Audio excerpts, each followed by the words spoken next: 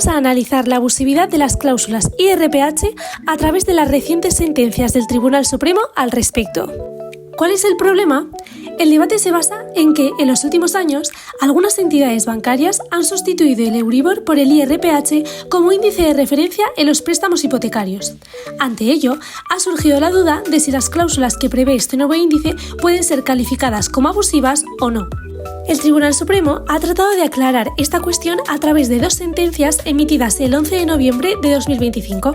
Pero para entender su postura y argumentación, primero es necesario comprender en qué consisten las cláusulas abusivas y qué es eso de la cláusula Euribor o IRPH. Empecemos por las cláusulas abusivas. En la contratación de consumo y con el objetivo de proteger al consumidor, la regulación de las cláusulas predispuestas va más allá que en el caso de las condiciones generales de la contratación y se extiende a su contenido, regulando para ello las cláusulas abusivas. Según el artículo 82 del texto refundido de la Ley General para la Defensa de los Consumidores y Usuarios, las cláusulas abusivas son estipulaciones no negociadas individualmente ni consentidas expresamente que, en contra de las exigencias de la buena fe, causan, en perjuicio del consumidor, un desequilibrio importante entre los derechos y obligaciones que se derivan para las partes del contrato. Es importante señalar que este desequilibrio no es económico sino jurídico, es decir, que no está relacionado con el precio de mercado sino con el equilibrio entre los derechos y obligaciones de las partes en el contrato.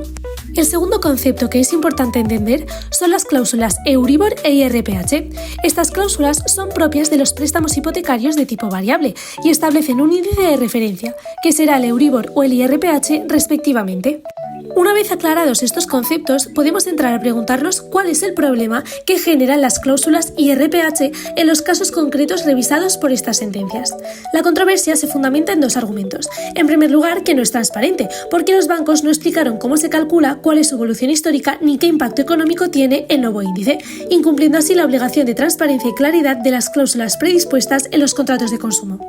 En segundo lugar, que son potencialmente abusivas, porque son poco transparentes. Y es que conforme al artículo 4.1 de la Directiva 93/13 de la CEE, las cláusulas relativas al objeto del contrato serán susceptibles de control de abusividad si son poco transparentes. Sin embargo, este debate no es actual, sino que se remonta al año 2017, cuando el Tribunal Supremo avaló el IRPH como índice oficial, entendiendo que no podía ser objeto de control judicial.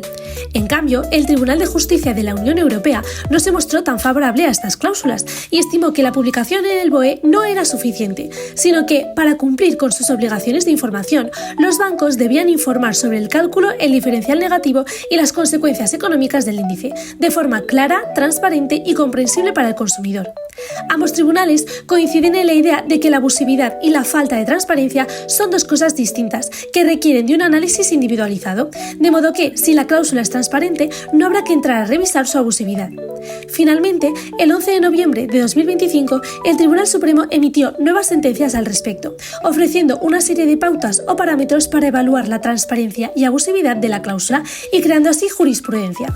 Y es que no existe una respuesta general sobre la abusividad de estas cláusulas, sino que habrá que atender a las circunstancias y características de cada caso.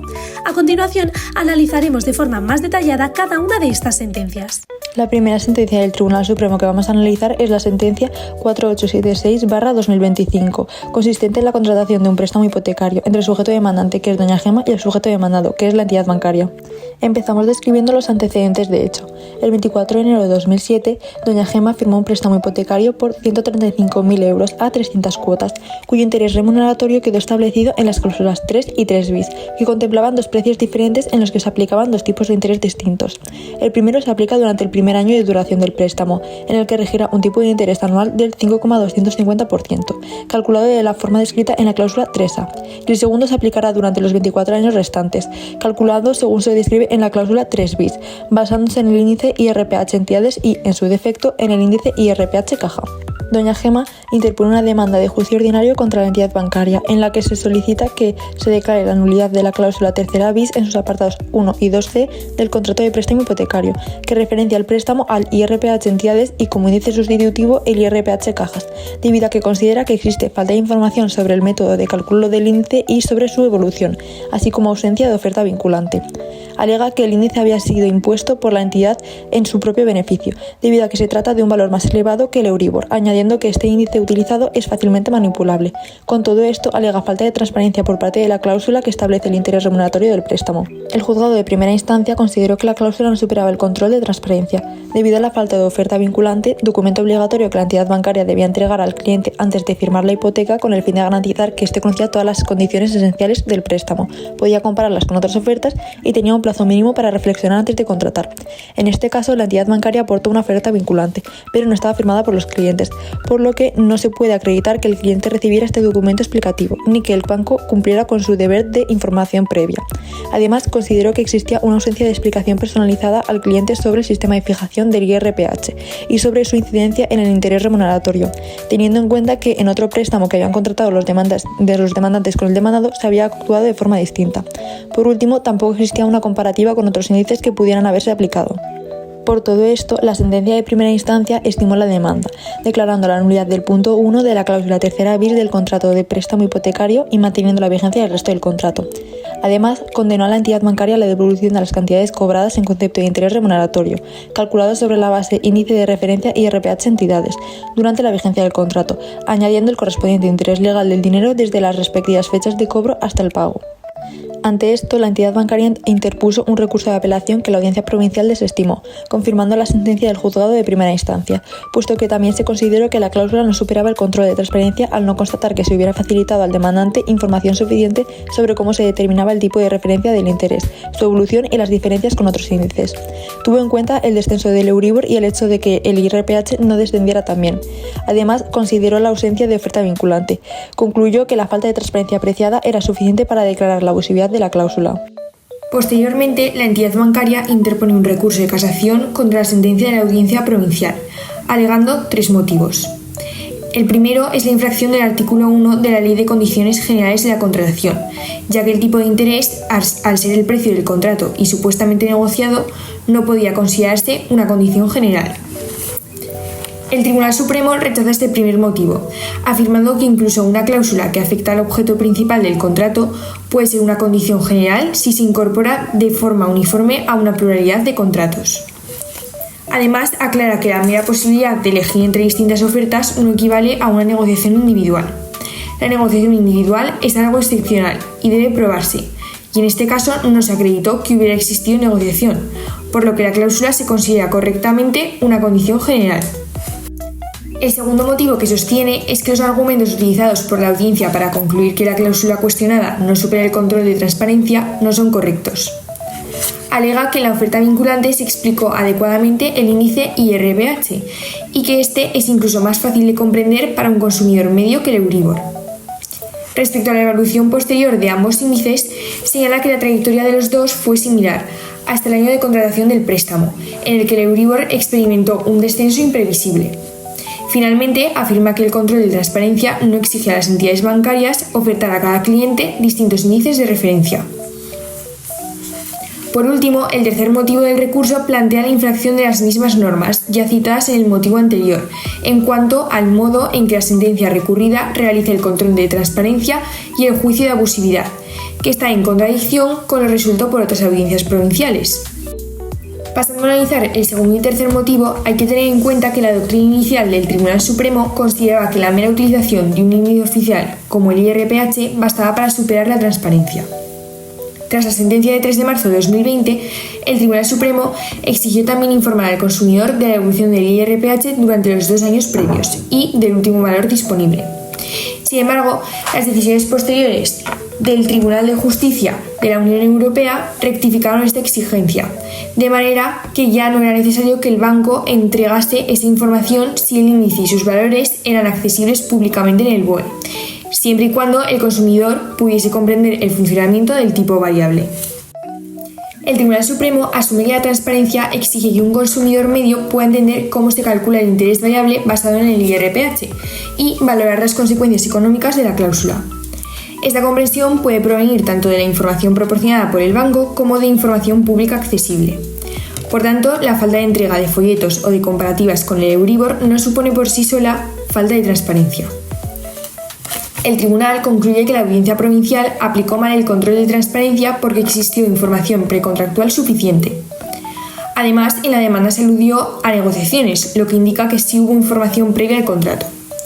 La cláusula contractual era clara y extensa, y la cláusula 3 bis explicaba detalladamente el primer año a interés fijo, la TAE correspondiente y el funcionamiento del interés variable basado en IRPH.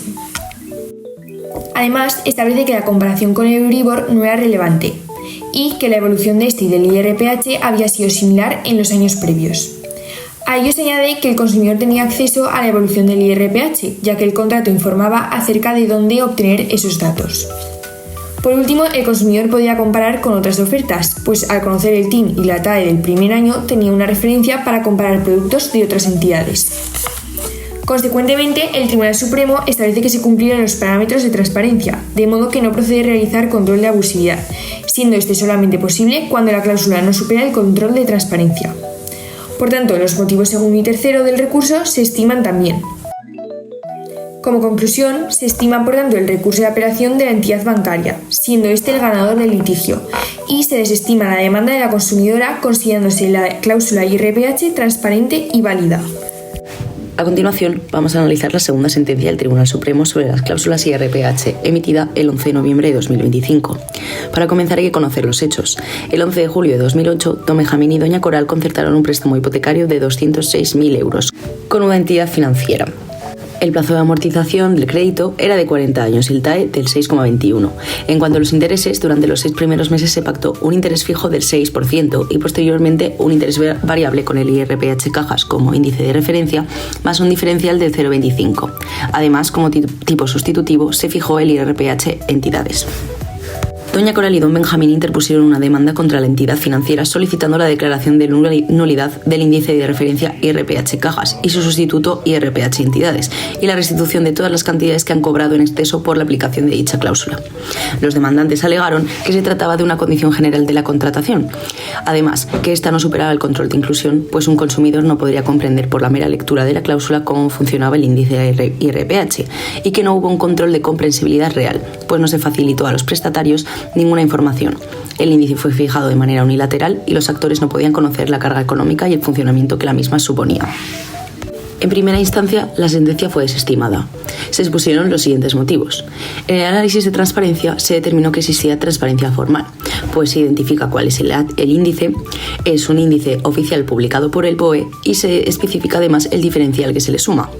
Respecto a la transparencia material, se determina que los prestatarios fueron informados de las condiciones generales del contrato. Además, los contratantes podían conocer la naturaleza del índice, pues era público y accesible, y podían compararlo con otros índices, como el Euribor. Por ello, se da tanto transparencia material como transparencia formal. En cuanto al control de abusividad, se establece que el control debe de realizarse en el momento de contratación, no puede darse por hechos posteriores. Que haya habido una evolución distinta de los índices no indica abusividad. Tanto el IRPH Cajas como el IRPH Entidades no son abusivos, pues son intereses oficiales que no pueden ser manipulados por la entidad. Por ello, se desestima la demanda en primera instancia. Tras ello, los demandantes presentaron un recurso de apelación a la Audiencia Provincial.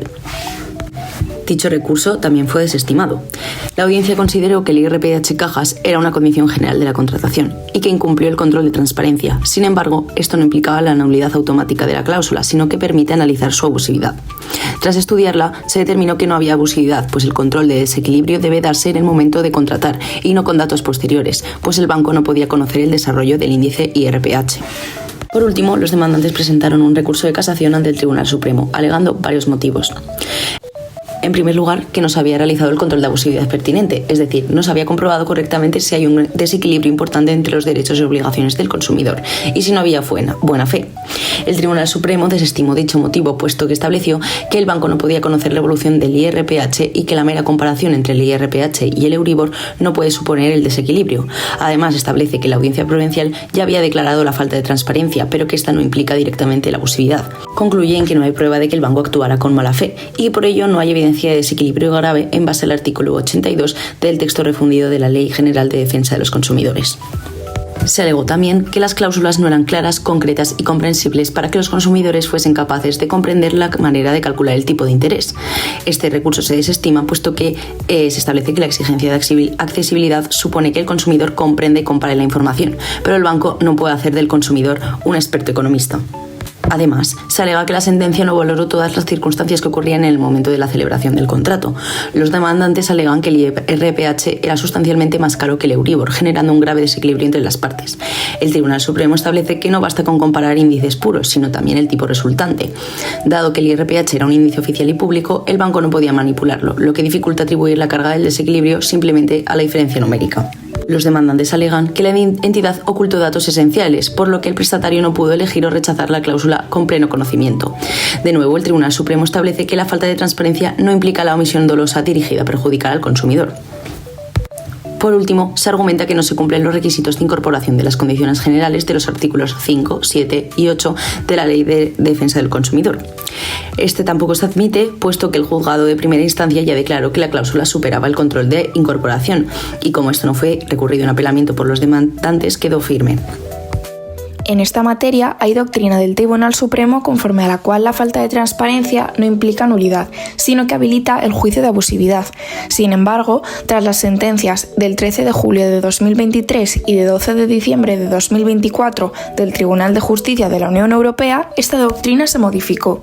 En la primera de estas sentencias se estableció que el juez debe valorar los criterios de mala fe, es decir, si el profesional podría prever que el consumidor aceptaría esa cláusula en un contexto de negociación individual, y el de desequilibrio grave, evaluando si la cláusula coloca al consumidor en una situación menos favorable que la que le otorgaría el derecho nacional.